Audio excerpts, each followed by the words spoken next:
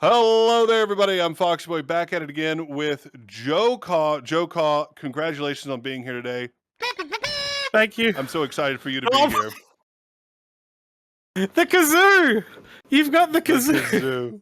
I have been prepared for this moment for a long time. What? Oh no. For a little bit of context, So folks, when are we going to see you? Oh, well, it's a matter of, when you're ready for my brilliance. For a little bit of context for you folks out there, JohCaw and I conversated length about my upcoming kazoo career. So I'll be doing a kazoo set sometime in the near future, a little bit of a different thing. I'm working on preparations, but you know what I need to know is about your preparations for the Club F.Y.N.N set. How's that been going? It's been chaos. I tell you what, I as you know from preparing for your own kazoo performance, it takes a lot to kind of put together a bit of a set. So, well, it's been actually at least a couple of months of work putting together this set because there's a lot of back and forth between what works. Like when I depending on the event and what I'm preparing for.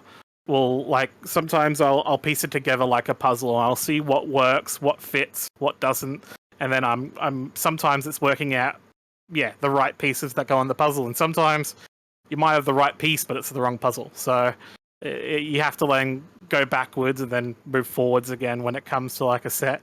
So and there was a lot of that this time around, trying to get like blends working correctly between tracks and. It was a challenge. I've had someone like for this whole Furality. I've been working with one of the other DJs on the lineup, Linksy, and we've just been like, I'll work on it. I'll work on something and then I'll bounce it and then like, hey Linksy, what do you think about this? And like we've been doing that with each other's sets. They're just like kind of spending like days and days on end in just Discord talking with each other, kind of like just working on stuff and trying to get it pieced together. And it's been a struggle. This has been like probably the most struggle I've had with a set like ever. But you do often play a lot of sets here in VR chat. You're pretty prolific on the VR scene, aren't you? Yeah, like I DJ. Like last year, I didn't DJ too much in VR. This year has been getting a lot more busy now as well. But like I've been around VR chat for what over 3 years now, easily. Like we've just celebrated. Like we've got some of our third annual events coming up with Fluffduff, which is the main group that I tend to run when it comes to like the VR clubs here, and that's primarily Australian focused. But like I'm always around the place helping out as well, because like I primarily focus on like doing visuals and creating experiences and moments that turn into memories. So like really is something I really kind of take away and try to focus on a lot. And yeah, it's a challenge because like you gotta get creative with what you're doing and things, and sometimes it doesn't always work. But I try to, especially you've mentioned a few people already, but who else are you taking inspiration from out in the scene? Oh, that it's tricky. Like a lot of my own inspiration right now when it comes to when it comes to what I do. Like there's probably the first thing that comes to mind is a Radio 1 DJ over on like BBC Radio 1, who used to do shows called Kissy Sellout, and 2 hour like hour and a half weekly shows called the Kissy Club, and he would create like a like a full effort intro that kind of told a story. And it was like some of these intros are like 3-4 minutes long. And like not only that, like the skill of being able to blend tracks together, like they work with 4 different decks. So like they're always like creating like these amazing combinations of tracks that just blow my mind. But like they also, I don't know, they do stuff different, like creating stories, creating story elements. Like I've worked with Scaly Bloke, and whenever we've done like a collaborative set together, we'll always do like a bit somehow. Like we did a birthday set for Amiot last year where 20 minutes into my set that I was doing, he came on screen and shot me, and I died. Oh. And then he did a 20-minute set of himself. and then I came back and we fought. And then I finished off the set. It's just and then you were in like you were in his set last year as well, weren't you? Didn't you? You sent off a certain thing to do something to him, didn't he? Yeah. It's not the first time I've got him killed in a way in his DJ set. I think he currently owes me a death at the moment, so we'll see what happens. I love doing that kind of stuff. I like doing like things that kind of take away from sometimes the seriousness that's always happening. I like to be like, I like uplifting. I like happy. I like people being able to enjoy themselves. And I think like sometimes things like that, they're great, like little things that like everyone starts to like quiet and stop what they're doing. And then like, oh, what's going on? Something strange. I don't know what's happening. And it's great. I love that kind of feeling. I think it's awesome. I think there's always times where it's not appropriate, but I think there's a lot of places where it can be appropriate. So yeah. Well, so obviously you've worked with Scaly Bloke and you've worked with a lot of... Actually, you know what? You have your feathers and claws in a lot of different areas. Who all are you working with on the DJ scene? This year I've calmed down a little. This year I've calmed down a little. Of course, I'm the AV team lead here, of course. So, like, I'm one of the main people involved with ensuring that all the DJs here at Furality have like their people in AV assigned to them, and I primarily look at working with the visuals this year as well. And then we have like Rapson, of course, behind the scenes, who's our tech lead and our primary lighting operator as well. And then like we have amazing talent across the scene. But like, I mean, I've worked with a lot of different projects. I mean, Fluffduff is my main project because that's our Australian club, and we officially became a not-for-profit, so now I've got obligations as a real person, which is scary. I know. I'm like, oh shit, oh no. But yeah, like we've collaborated with a lot of different clubs. Like we've collaborated with Waterwolf, we've collaborated with Vibe Night. Like we're always open for collaboration as well, and like I'm always keen to help people out with visuals where I can as well. New Year's events always seem to be our biggest one. Like we just did an IRL.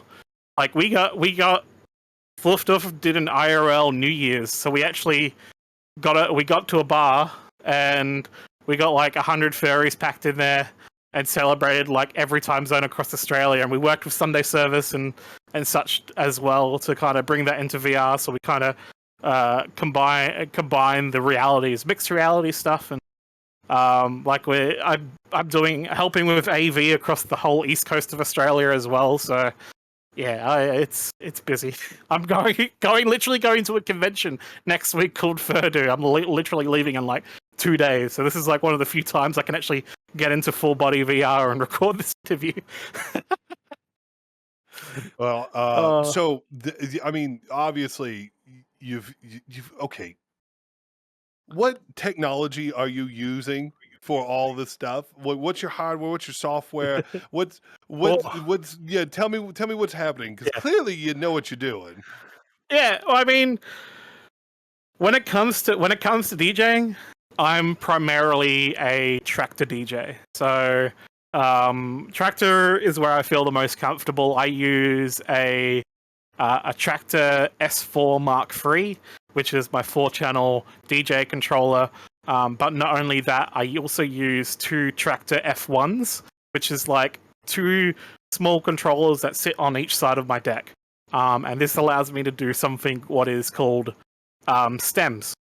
So I use those 2 decks that can control 4 elements on the track, which is the drums, the bass, the melody, and the vocals. So then I can control the stems on each of my tracks that I have playing at the same time, to kind of take away elements.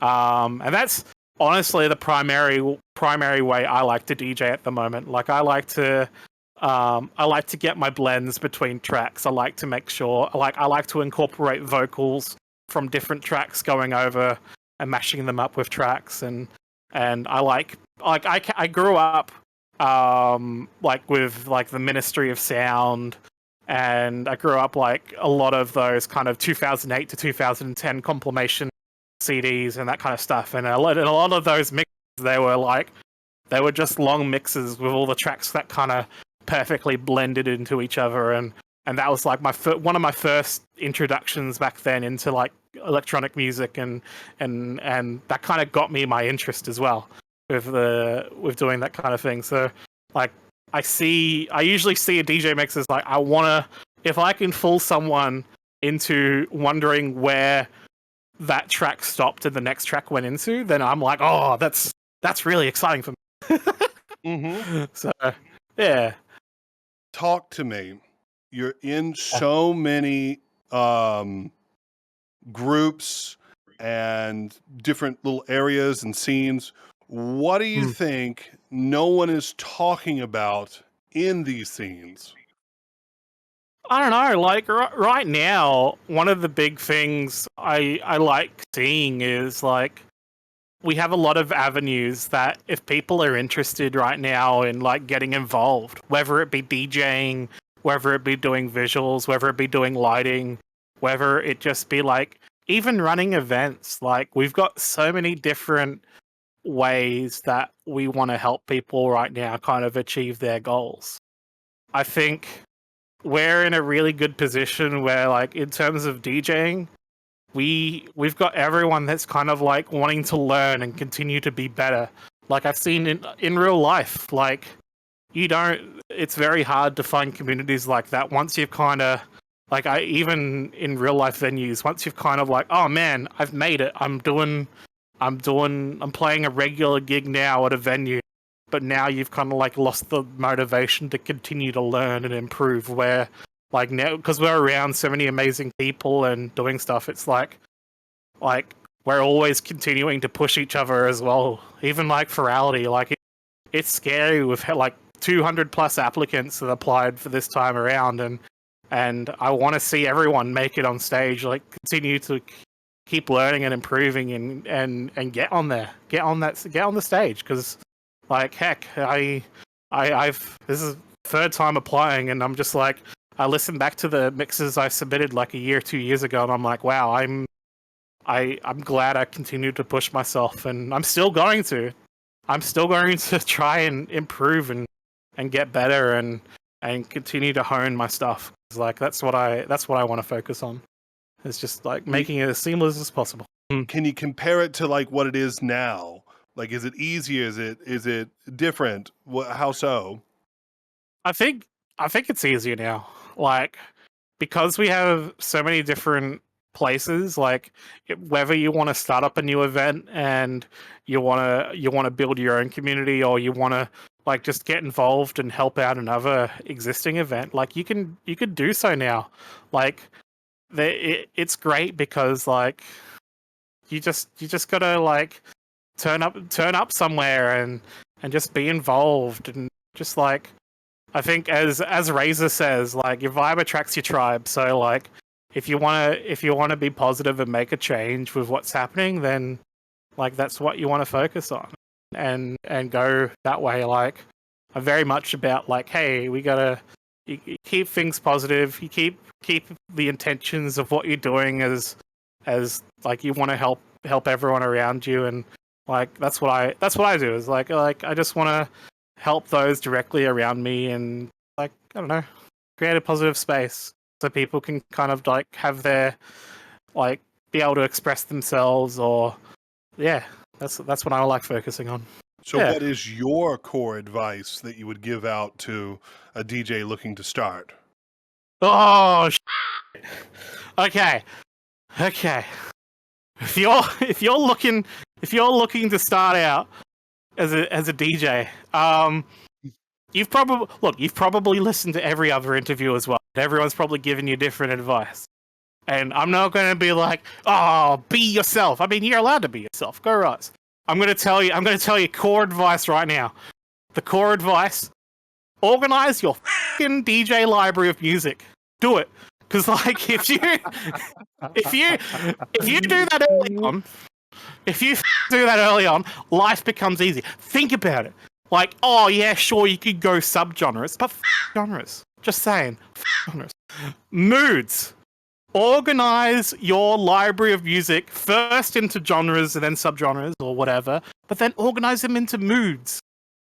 What you can do is you can be like, oh man, you know what? This music is happy, or this music is sad, or this music is mellow, or this music is jazzy, or this music. Look, you could even use moods that describe like things that maybe make sense to you, but it doesn't make sense to anyone else. Man, this is an absolute bop. Oh man, this is my jam. Oh, just describe, like, organize your library. When you download new music, take the time to sort that, because otherwise you're just going to have a big folder of music that's unsorted, and you're going to go hunting and mean like, man, I really wish this live set I was playing right now, I wish I could like keep a stable mood.